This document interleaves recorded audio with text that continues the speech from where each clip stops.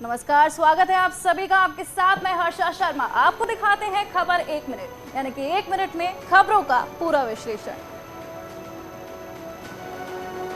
125वीं जयंती के मौके पर प्रधानमंत्री नरेंद्र मोदी ने इंडिया गेट पर उनकी होलोग्राम प्रतिमा का अनावरण किया। इस दौरान पीएम के साथ गृह मंत्री अमित शाह भी मौजूद रहे। प्रतिमा के अनावरण के साथ ही पीएम मोदी ने 2019 से 2022 के लिए सुभाष चंद्र बोस आपदा प्रबंधन पुरस्कार भी दिए। इस मौके पर पीएम मोदी ने कहा कि दुर्भाग्य रहा कि आजादी के बाद देश की संस्कृति और संस्कारों के साथ ही कई महान व्यक्तित्वों के योगदान को मिटाने का काम किया गया।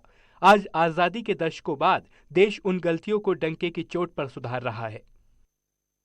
ये दुर्भाग्य रहा कि आजादी के बाद देश की संस्कृति और संस्कारों के साथ ही अनेक महान व्यक्तित्वों के योगदान को मिटाने का काम किया गया। पूरे देश के करोड़ों लोगों को मन को शांति मिलेगी कि नेताजी का जिस प्रकार का योगदान आजादी के संघर्ष के लिए रहा, आजादी के आंदोलन के लिए रहा, वो उसका सम्मान करने का काम देश के प्रधानमंत्री नरेंद्र मोदी जी ने इतने सालों के बाद किया है और ये प्रतिमा इसका प्रतीक बनकर रहने वाली है।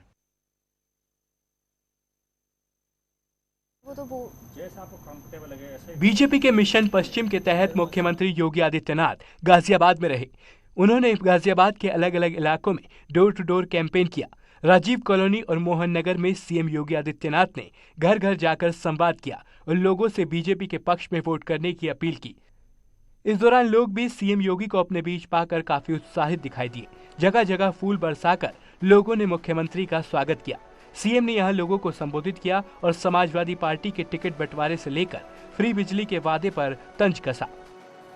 आप एक बार सभी दलों की प्रत्याशियों की सूची देख लीजिए। पहली 2 सूची जो निकली होगी उसको देख लीजिए, पता लग जाएगा ये लोग प्रदेश के बारे में इनका विजन क्या है, इनका एजेंडा क्या है।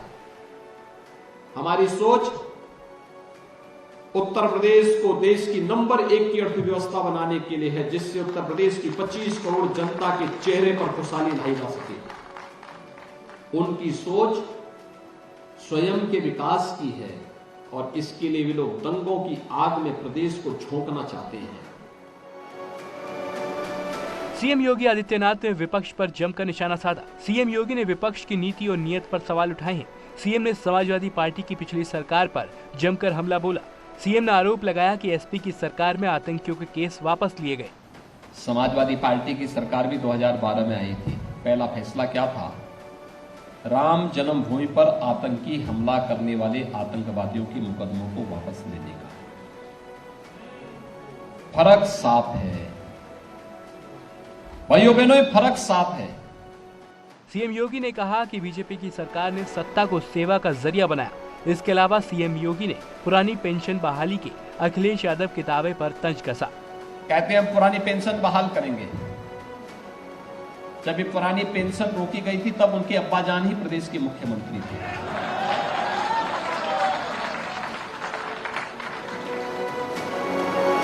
लखनऊ में बीजेपी की महिला नेताओं ने बीजेपी दफ्तर में प्रेस कॉन्फ्रेंस की और दावा किया कि इस चुनाव में योगी सरकार की फिर से वापसी हो रही है।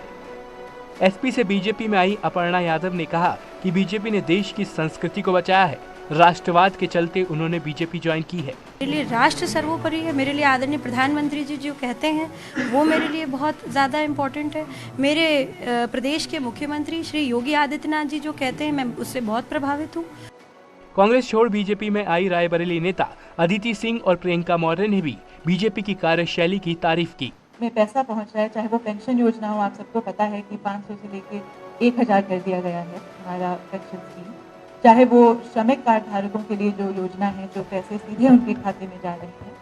महिलाओं को एक अलग सम्मान दिया है इसमें। समाज हित के लिए, राष्ट्र हित के लिए एक होकर के एक नए तरीके से, एक नई तरीके की ऊर्जा से हम सब साथ कार्य करेंगे और आगे बढ़ेंगे। बीजेपी की महिला नेताओं के साथ केंद्रीय मंत्री अनुराग ठाकुर ने भी डोर टू डोर प्रचार किया। वहीं न्यूज 18 से खास बातचीत करते हुए केंद्रीय मंत्री अनुराग ठाकुर ने समाजवादी पार्टी पर जमकर निशाना साधा और अखिलेश के 300 यूनिट बिजली फ्री के ऐलान पर तंज कसा। इनकी सरकार में 300 घंटे एक महीने में बिजली नहीं मिलती थी, वो 300 यूनिट बिजली क्या मुफ्त में देंगे? अखिलेश की सरकार के समय बिजली की तारों पर कपड़े सुखाए जाते थे, बिजली नहीं आती थी, वो बिजली कहाँ से मुफ्त में देंगे? वहीं कांग्रेस के प्रियंका के पीएम का चेहरा होने के बयान पर भी अनुराग ठाकुर ने पलटवार किया। पहले कांग्रेस पार्टी ये तय कर ले कि कांग्रेस में कोई अध्यक्ष बनने लायक भी है कि नहीं।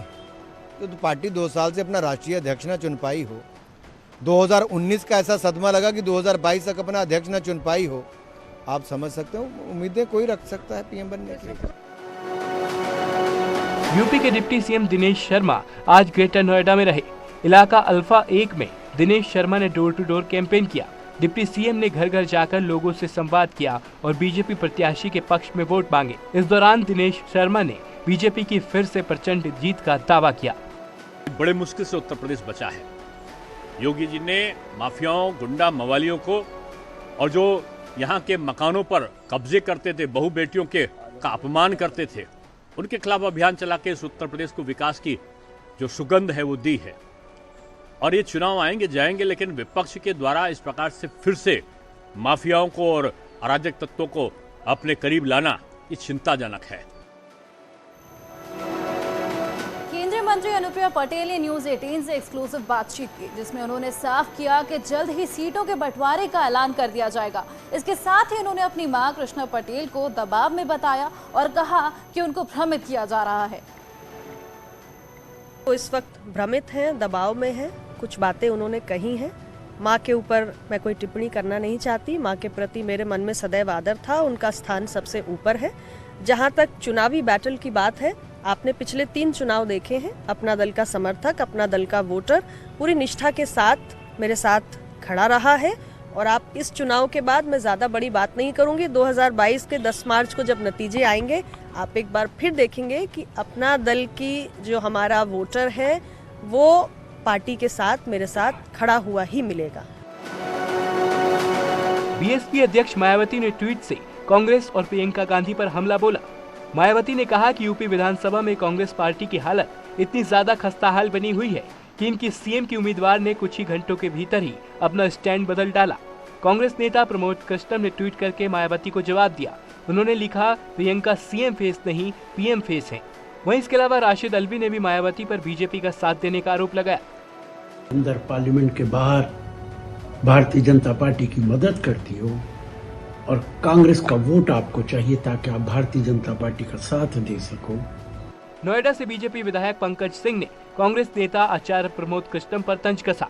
उन्होंने कहा कि कांग्रेस अपने आप में कंफ्यूज है, लेकिन इतना तय है कि कांग्रेस खुद अपने आप में कंफ्यूज है और यह लोग खुद ही सेकंड, थर्ड, फोर्थ कौन आएगा इस लड़ाई में, ये सभी दल लगे हुए हैं। तो बाकी इतना तय है कि मुख्यमंत्री तो भारतीय जनता पार्टी का ही होगा। यूपी की सियासत में इस वक्त वार पलटवार का दौर जारी है। अखिलेश ने बीजेपी से पूछा यूपी में काबा, और इस पर बीजेपी के प्रदेश प्रवक्ता आलोक अवस्थी ने पलटवार किया है। उन्होंने कहा कि अखिलेश को बीजेपी सरकार में विकास नहीं दिखता, लेकिन प्रदेश में विकास को लेकर आमूल चूल परिवर्तन आया है। यूपी में दंगाई जो है घर के अंदर घुस गया है। आज अब दंगाइयों की हिम्मत नहीं कि वो कहाँ पर आए।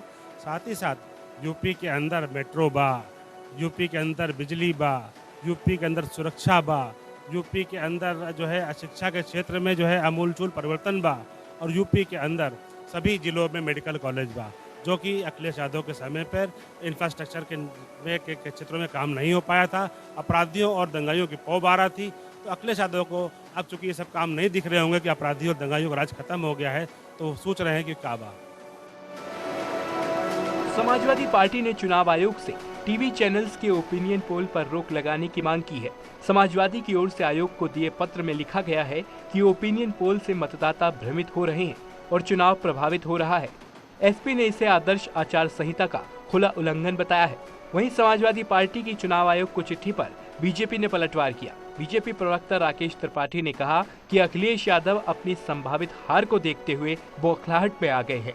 समाजवादी पार्टी अपनी संभावित हार को देख करके बौखलाहट में आ गई है और इसीलिए कभी इलेक्शन सर्वे पर रोक लगाने की मांग करती है, कभी निर्वाचन आयोग की निष्पक्षता पर सवाल खड़े करती है और कभी डिजिटल माध्यमों में अपनी कमजोरी का रोना रोती है। ये समाजवादी पार्टी अपने हार के कारण गिन रही है।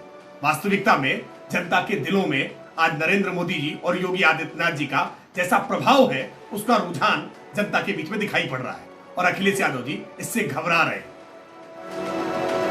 आजाद समाज पार्टी के अध्यक्ष चंद्रशेखर ने सामाजिक परिवर्तन मोर्चे का ऐलान कर दिया है। इस मोर्चे में आजाद समाज पार्टी समेत 30 छोटे दल शामिल हैं। चंद्रशेखर ने कहा कि हम सभी मिलकर 403 विधानसभा सीटों पर चुनाव लड़ेंगे। इसी के साथ चंद्रशेखर ने अखिलेश यादव के सामने कोई प्रत्याशी न उतारने की बात कही। उन्होंने कहा कि हम चाहते हैं कि अखिलेश यादव चुनाव जीते और मजबूती के साथ अपनी बातें आगे रखें। साथ ही चंद्रशेखर ने दावा किया कि हमारे मोर्चे के समर्थन के बिना यूपी में मुख्यमंत्री नहीं बनेगा।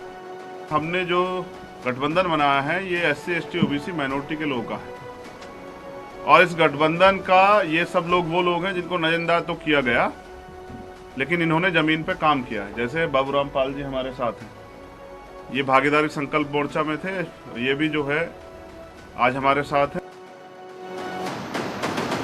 उत्तराखंड के सीएम पुष्कर सिंह धामी 27 जनवरी को खटीमा सीट से अपना नामांकन भरेंगे। वहीं हरिद्वार शहर सीट से मदन कौशिक 25 जनवरी को अपना नामांकन भरेंगे। बीजेपी चुनाव प्रभारी प्रहलाद जोशी ने दोनों को सिंबल सौंप दिए। नहीं, अभी नामांकन 27 को करने की योजना है और जो चुनाव आयोग के दिशा निर्देश हैं उसी निर्देशों के क्रम में नामांकन की जो प्रक्रिया होगी उसको बढ़ाएंगे। वहीं दूसरी तरफ बीजेपी ने अपने चुनाव अभियान को गति देते हुए सभी 70 विधानसभाओं के लिए 70 LED रथ रवाना किए। बीजेपी कार्यालय से बीजेपी चुनाव प्रभारी प्रहलाद जोशी, सीएम पुष्कर सिंह धामी, प्रदेश अध्यक्ष मदन कौशिक ने इन चुनाव प्रचार रथों को रवाना किया। ये LED वाहन हमारे 70 की 70 विधानसभाओं में जाएंगे और पिछले 5 वर्षों में जो उत्तराखंड के अंदर केंद्र सरकार के द्वारा जो काम हुए हैं वो कामों को भी जनता के सामने ले जाएंगे, आम जनता के सामने, सामान्य जनता के सामने। और भारतीय जनता पार्टी के शासनकाल में ही उत्तराखंड बना था, अटल बिहारी वाजपेयी जी ने उत्तराखंड बनाया था। उत्तराखंड विधानसभा चुनाव के लिए कांग्रेस ने अपने उम्मीदवारों की पहली लिस्ट जारी की। इसमें 53 उम्मीदवारों के नाम शामिल हैं। वहीं 17 सीटों पर प्रत्याशियों के नाम का ऐलान अभी बाकी है। प्रीतम सिंह चक्राता से कांग्रेस प्रत्याशी होंगे, जबकि गणेश गोदियाल श्रीनगर से उम्मीदवार होंगे। खटीमा में सीएम धामी के खिलाफ भुवन कापड़ी मैदान में होंगे। वहीं इंदिरा हृदयेश के बेटे सुमित को हल्द्वानी से टिकट दिया गया है। यशपाल आर्य को बाजपुर से तो उनके बेटे संजीव आर्य को नैनीताल से टिकट दिया गया है। पहली लिस्ट में हरीश रावत और हाल ही में बीजेपी छोड़कर कांग्रेस में आए हरक सिंह रावत या उनकी बहू का नाम शामिल नहीं है।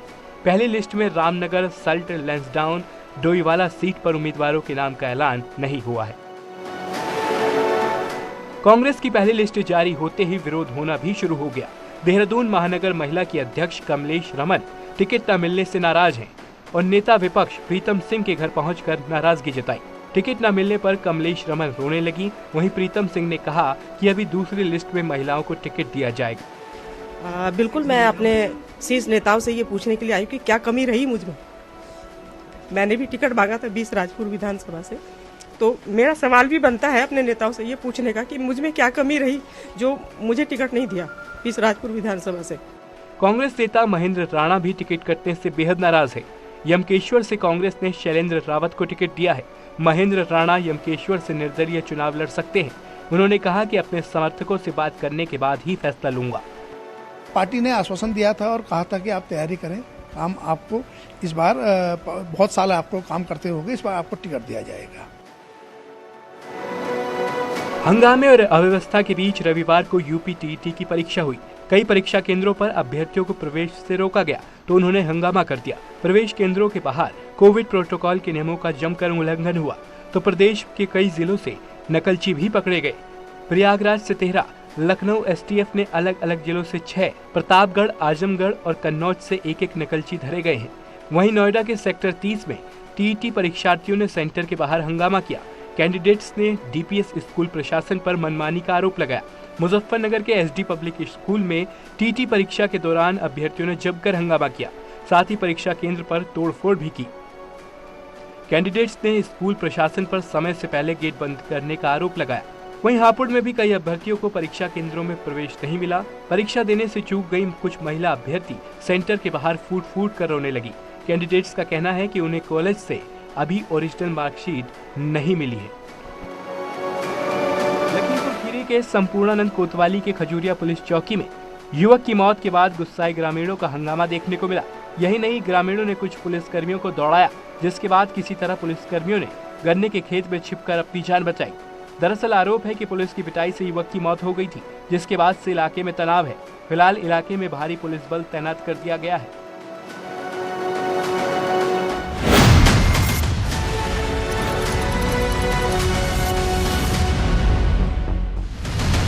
साधा निशाना, बोले पिछली सरकार